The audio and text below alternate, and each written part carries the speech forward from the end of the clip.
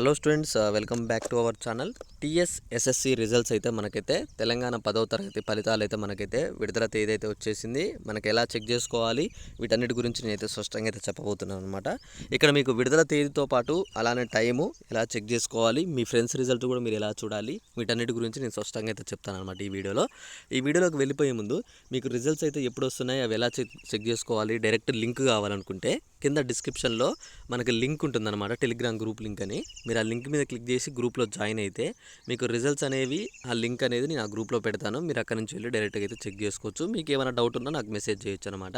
అయితే ఇక్కడ ముందుగా మనకి డేట్ ఎప్పుడు ఇచ్చారు ప్రభుత్వం నుంచి, మనకి ఎన్ని గంటలకైతే విడుదల చేస్తున్నారు, డైరెక్ట్ లింక్ గురించి అయితే మనం అయితే మాట్లాడుకుందాం.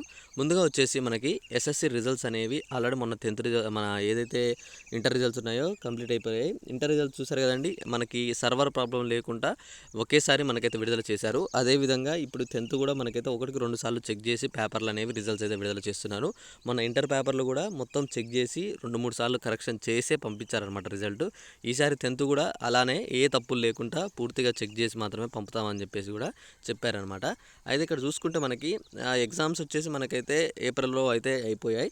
అయితే ఇక్కడ మనకి రిజల్ట్స్ విషయంలో వచ్చేసి మనకి లాస్ట్ వీక్ ఆఫ్ ఏప్రిల్, మనకి ఇక్కడ చూసుకోవచ్చు లాస్ట్ వీక్ ఆఫ్ ఏప్రిల్ అని చెప్పేసి అంటున్నారు. అంటే మనకి ఈ 2 రోజుల్లో, ఓకేనా, మనకి ఈ 2 రోజుల్లో తప్పకుండా రిజల్ట్స్ అయితే రిలీజ్ అయ్యే అవకాశాలు ఉన్నాయన్నమాట. 29వ తారీఖు మనకైతే రిజల్ట్స్ గురించి ఒక అప్డేట్ అవుతుంది. 29 లేదా మనకైతే 30వ తారీఖు రిజల్ట్స్ అయితే వస్తున్నాయన్నమాట. మీరు తప్పకుండా వెయిట్ చేయండి. ఈ 2 రోజుల్లో ఇంకొక న్యూస్ వస్తుంది. న్యూస్ రాగానే కూడా మీ అందరికైతే నేను చెప్తాను.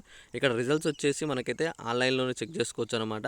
స్టూడెంట్స్ యొక్క హాల్ టికెట్ నెంబర్తో చెక్ చేసుకోవచ్చు. అలానే మీకు ఎవరైనా మీ ఫ్రెండ్ నేమ్ తెలిసినా సరే, ఇంటి పేరుతో సహా, వాళ్ళ పేరుతో సహా మీరు కొట్టి కూడా తెలుసుకోవచ్చు. దాని గురించి కూడా నేను ఇంకో వీడియోలో చెప్తాను. ఓకే, ఇంకా మీకు ఏమైనా డౌట్ ఉంటే ఒకసారి కామెంట్ చేయండి. ఎగ్జామ్స్ ఎలా రాశారని చెప్పి కూడా ఒకసారి అయితే కామెంట్ చేసేయండి.